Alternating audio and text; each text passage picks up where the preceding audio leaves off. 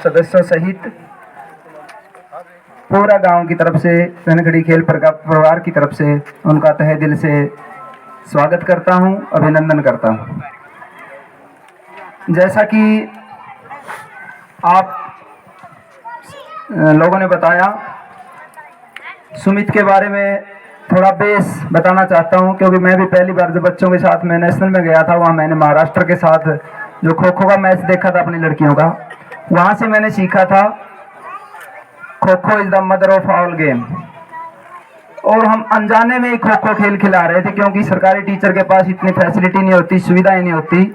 एक खो खो जो बिना खर्चे का गेम है। आज से किसी से थोड़ी सी बात पे जिद सी हो गई थी, आज से 12 साल पहले एक लकीर खींच दी थी, मैं नाम नहीं लूंगा उसका, दूसरे डिस्ट्रिक्ट का था। तो जींद को इससे आगे नहीं आने देंगे। उस दिन कसम खाई थी हमने, भाई करना है तो यही काम करना है। उस दिन से लेकर के आज तक की बहुत लंबी कहानी है। मैं ताजा आंकड़े कल के बताता हूँ, मैं बेटे से जुड़ नहीं पाया अच्छी तरह से। कल का रिजल्ट बताता हूँ। कल अंडर 11 की जो हमारी लड़कियों की टीम थी, लगातार 11वीं बार स्टेट में मेडल लेके आई है, लगातार 11वीं बार। मुझे पता है इनमें से आने वाले समय में सुमित से बढ़िया बच्चे होंगे, लेकिन ये भी मैं साथ के साथ कहना चाहता हूं कि सुमित हर घर में पैदा नहीं होता। सुमित खटखट, तमन्ना खटखट, सोनिया धीमान जैसी लड़की हर घर में पैदा नहीं हो सकती। यदि पैदा होगी तो हर परिवार में वो सदस्य नहीं होंगे जो इन बच्चों को आगे बढ़ने के लिए प्रेरित करते रहते हैं। 2015 का फेसबुक पेज उठाकर देख लेना। सुमित बेटे ने अंडर 11 की टीम की कमान संभाली थी, कप्तानी की, और हिसार को करनाल के अंदर नाको चने चबा दिए थे, मजबूर कर दिया था लोगों को ताली बजाने के लिए। और तो पहला मेडल हमारा लड़कों का अंडर 11 का गोल्ड मेडल सुमित की कप्तानी में ही मिला था। तो ये हम सबका सौभाग्य है, हमें सुमित जैसे बेटे शिक्षा देने के लिए तो नहीं कहूंगा मैं, सुमित जैसे बेटों का गुरु बनना अपने आप में सौभाग्य है। क्योंकि जैसे सर ने बताया था, मैं खो खो खिलाड़ी को किसी गेम में डाल दो, ये मेरा दावा है, किसी भी गेम में डाल दो और 6 महीने आप रिजल्ट देख लेना। मैंने भी उस दिन के बाद से थोड़ा सा देख लिया, भाई अंडर 14 तक गेम करवाएंगे, उसके बाद एथलेटिक्स में जिसका जिधर मन करेगा, जिसका जैसा उसमें टैलेंट होगा, उस हिसाब से उनको कन्वर्ट कर दिया जाएगा गेम में। और मैं अपने सर को, दिंदर सर से भी मैं बड़े 2-3 दिन पहले अच्छी तरह से मिला था, और बड़े खुशी हुई मिल करके। जो मंच पर आप देख रहे हैं, ये हमारे लिए आगे की नींव रखने का काम करेंगे, जो हमारे खेल परिवार को आगे बहुत आगे लेकर जाएंगे। थोड़ा सा रिजल्ट के बारे में बताना चाहता हूं साथियों को। अंडर 11 का लगातार 11 साल से स्टेट में मेडल है। अंडर 14 का अब की बार स्टेट में 8वीं बार मेडल है, सिल्वर। लेकिन मुझे निराशा है, जो 7 साल का गोल्ड बरकरार था, हरियाणा में झंडा बरकरार था अंडर 14 की लड़कियों का धनखेड़ी के नाम से। ये छोटी बात नहीं है। हरियाणा के अंदर लगातार 7 गोल्ड मेडल खो खो के अंदर, 8वीं बार में सिल्वर मिला है, क्योंकि पावर बंट गई थी। Under 11, under 14, under 17। अंडर 17 की टीम में हमें सिल्वर मिला है स्टेट में। उसमें हमें खुशी हुई किस बात की, खेलो हरियाणा में, खेलो इंडिया में हरियाणा की तरफ से जो हरियाणा का प्रतिनिधित्व कर रही थी 11 लड़कियां हिसार के मसूदपुर गांव से, उसमें हमारी एक भी बेटी का सिलेक्शन नहीं हुआ था।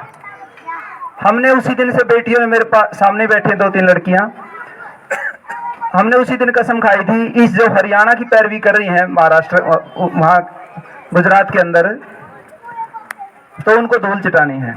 उसी दिन से हम इस तैयारी में लग गए। और चंद रोज पहले की बात है, मेवात के 9 में एक टूर्नामेंट हुई थी स्कूली, जिसमें वही लड़कियां, 10 लड़कियां उस टीम का हिस्सा थी अंडर 17 की। और हमारी धनखड़ी और भोसड़ा गांव की वो लाडलियों ने वो कारनामा कर दिखाया। आप देखकर ही उस मैच का अंदाजा लगा जा सकता है। बराबरी का मैच, स्कोर टाई हुआ, तीसरी पारी में जाकर उसका डिसीजन हुआ। संधू सर गवाह है, पूरा मेवात वहां गवाह है, पूरा हरियाणा वहां गवाह है। उस हरियाणा की पैरवी करने वाली टीम को अकेले इस गांव की लड़कियों ने धूल चटा दी।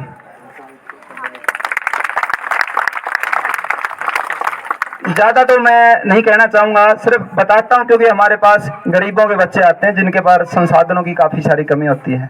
43 में से 38 लड़कियाँ हैं जो हमारे 43 लड़कियाँ स्टेट खेल ली हैं, 38 लड़कियाँ सरकारी स्कूल की हैं और गरीब परिवारों से हैं।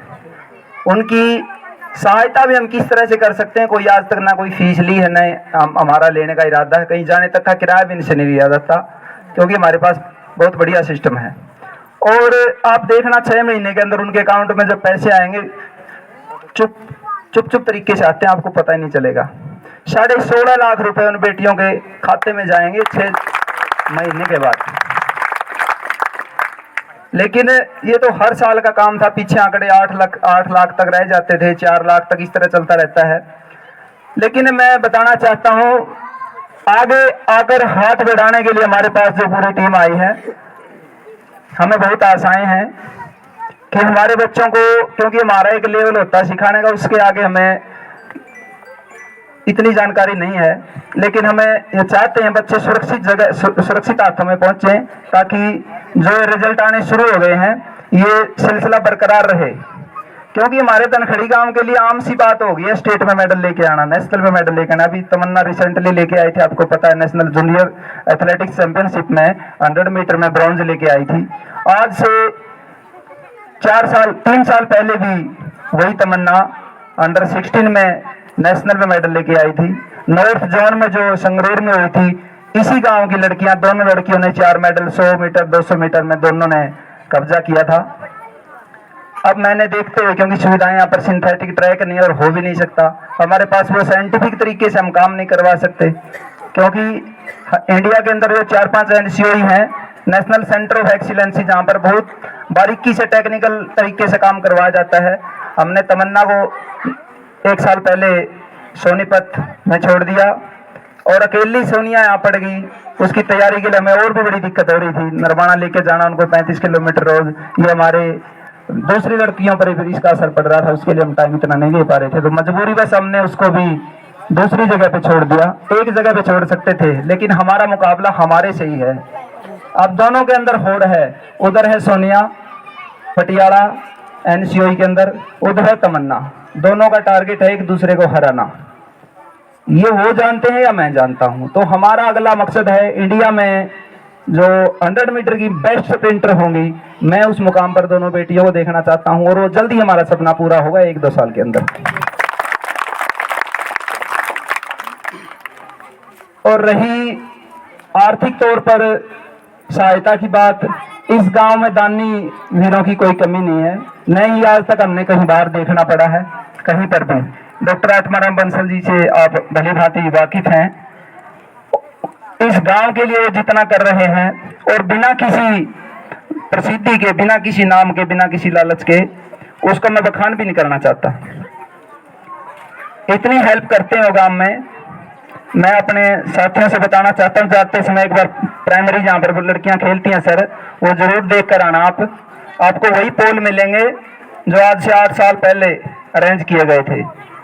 दूसरे गांव में पोलों की बाढ़ आई पड़ी, हमें सरकार की तरफ से न उम्मीद और नाम शिकायत करते इस प्रकार की। डॉक्टर साहब के एक बार कहने पर यहाँ पर हमारे लिए एक मल्टीप की एक मशीन जो आपको हरियाणा में कहीं देखने को मिलेगी, वो डॉक्टर साहब ने 86,000 रुपए की गुपचुप तरीके से हमें यहाँ पहुंचा दी।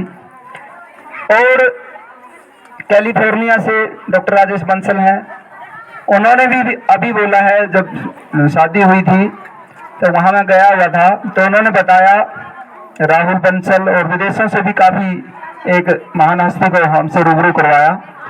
आज के बाद ग्राउंड पर जितनी भी लड़कियां खेलेंगी, जितने खिलाड़ी खेलेंगे, चाहे उनको कहीं जाना हो, चाहे उनको बाई एयर जाना हो, आने जाने का खर्चा, रहने का, खाने का, पीने का, ड्रेस का सब खर्चा हम वहाँ से लॉस एंजिल्स से अवेलेबल करवाएंगे। तो ये बहुत बड़ी बात है, इसलिए हम ज़्यादा उम्मीद नहीं करते। हमें सिर्फ इतना ही उम्मीद, इतनी ही आस है, जो ही हमारे उससे कोई बच्चा निकल कर आपकी एकेडमी की तरफ जाए तो उनकी तरफ विशेष ध्यान दिया जाए, क्योंकि मेडल उनके लिए प्राप्त करना थोड़ी सी मुश्किल काम नहीं है, आसान सा काम है। तो ज़्यादा टाइम मैंने आपके ले लिया। बहुत सारी बातें हैं, मैंने पहले भी बताया था मुश्किलें बहुत हैं, लेकिन एक ही अपना नारा है, मुश्किलों का जिक्र बाद में होगा, पहले हमें मंजिल को पाना है, पहले हमें मंजिल को पाना है। जय हिंद।